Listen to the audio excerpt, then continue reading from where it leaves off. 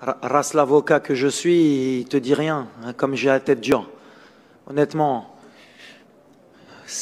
au début de tournoi, on avait 0,01% de chance de gagner la Coupe du Monde. Donc je ne dis pas 3%, 4%, 0,001%. On est arrivé dans le dernier carré de la Coupe du Monde. On a joué, je le répète, que des grandes nations. Alors, le Marocain que je suis et le peuple que je connais.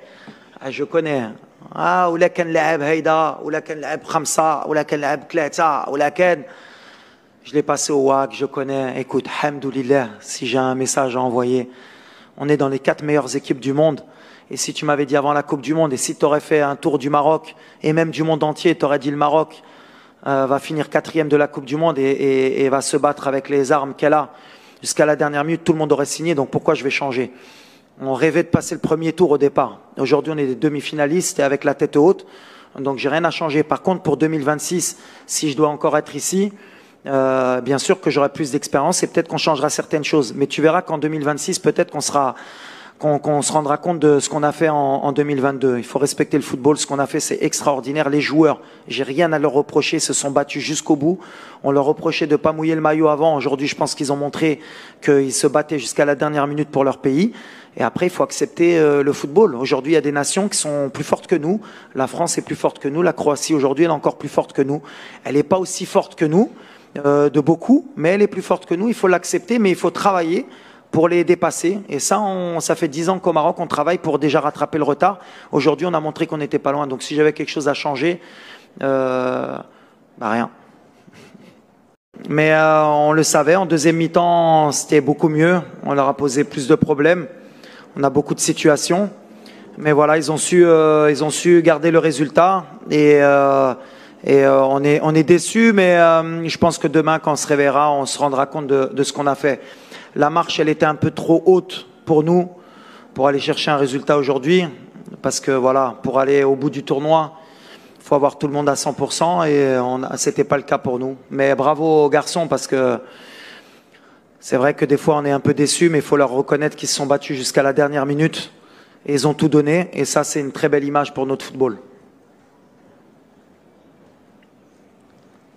Can we get the microphone here, please?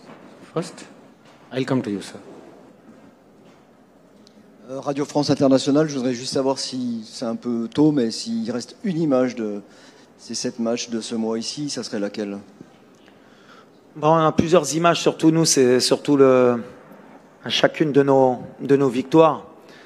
Le peuple marocain qui sort dans la rue et aussi le fait que Sa Majesté aussi soit sorti fêter les victoires dans la rue avec le peuple, ce qui montre qu'on a eu un impact extraordinaire et qu'on a réussi à tous se réunir pendant un mois. Voilà, c'est vraiment l'image que j'ai de cette Coupe du Monde. In the corner. Bonsoir Walid, Miguel Ángel Lara, Marca, Espagne.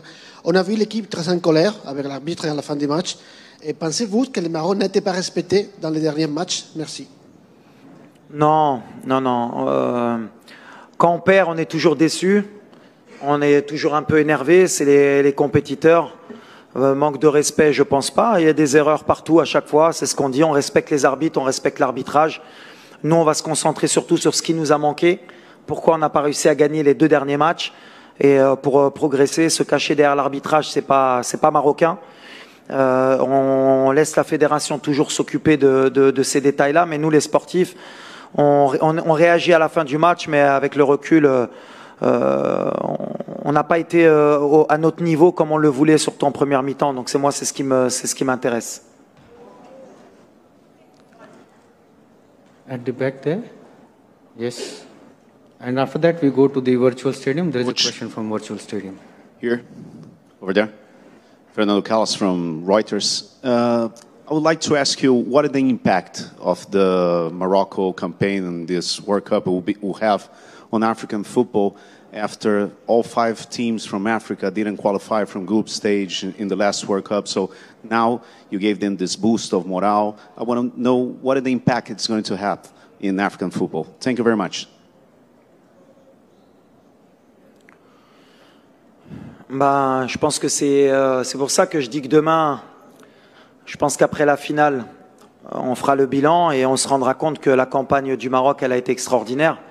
On a joué que des tops équipes. Pour nous, je pense qu'on va gagner beaucoup d'années et beaucoup d'expérience. Quand on a la chance dans le tournoi de jouer 2 fois la Croatie, qui est top 3 mondial, jouer l'Espagne, le Portugal, la France, la Belgique et le Canada, c'est extraordinaire. On n'a eu que des gros matchs.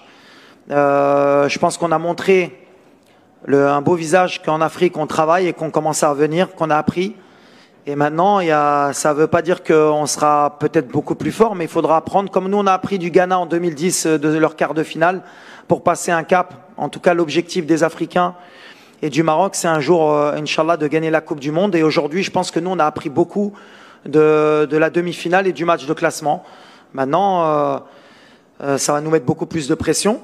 Et ça va peut-être aussi mettre de l'émulation en Afrique pour que tout le monde espère faire le même parcours. Et tant mieux pour nous parce que voilà, on a un continent de football. Les Africains aiment le football. Et aujourd'hui, je pense que le Maroc a montré qu'on est capable et qu'on n'est pas loin. Parce que voilà, les matchs, on les a perdus sur des détails. Ça veut dire qu'aujourd'hui, la différence entre les pays européens et africains, bah, y a plus lieu d'être. Ça va jouer sur des très petits détails. Donc je pense que c'est ça qui va aider le football africain. Can we bring the microphone here in the front, second row?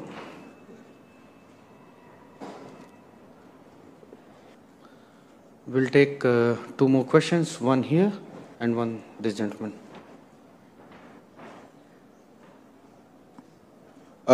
Daniel, from the Kenya Broadcasting Corporation. I'll ask in English.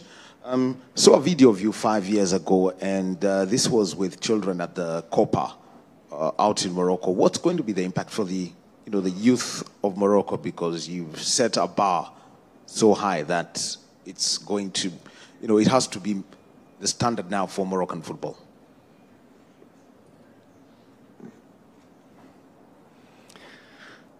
Alors moi, c'est quelque chose qui me touche énormément, toutes ces vidéos, de voir justement les enfants, parce que pour nous, pour moi, le football, ça fait rêver les gens, et c'est surtout les enfants, ça leur donne beaucoup d'espoir.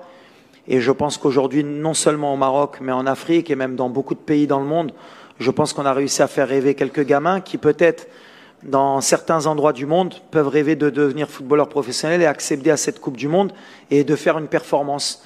Donc ça n'a pas de prix, c'est ce que je dis, c'est beaucoup plus qu'une victoire en Coupe du Monde, ce qu'ont fait les joueurs. Maintenant, l'impact que ça va avoir sur notre pays, c'est que la barre, comme vous l'avez dit, elle va être élevée. Et donc l'attente de la part de nos supporters, elle va être peut-être beaucoup plus élevée, il va y avoir beaucoup de pression. Donc aussi, c'est mon travail aussi de, comme je l'ai dit tout à l'heure à Morad, de revenir un peu les pieds sur terre et de se dire ce qu'on a fait, c'est extraordinaire. Alors je ne sais pas quand est-ce qu'on le refera, mais on aura envie de le refaire. Et même un pays africain sera compliqué peut-être de revenir en demi-finale, mais nous, l'objectif pour nos pays, c'est maintenant de passer les premiers tours, comme l'a fait le Sénégal, comme on l'a fait nous, et de revenir à chaque fois dans les huitièmes de finale, les quarts de finale. Et avec ce genre de performance, un jour, on pourra gagner la Coupe du Monde. Parce que une fois, Mourinho parlait de l'ADN à Manchester United.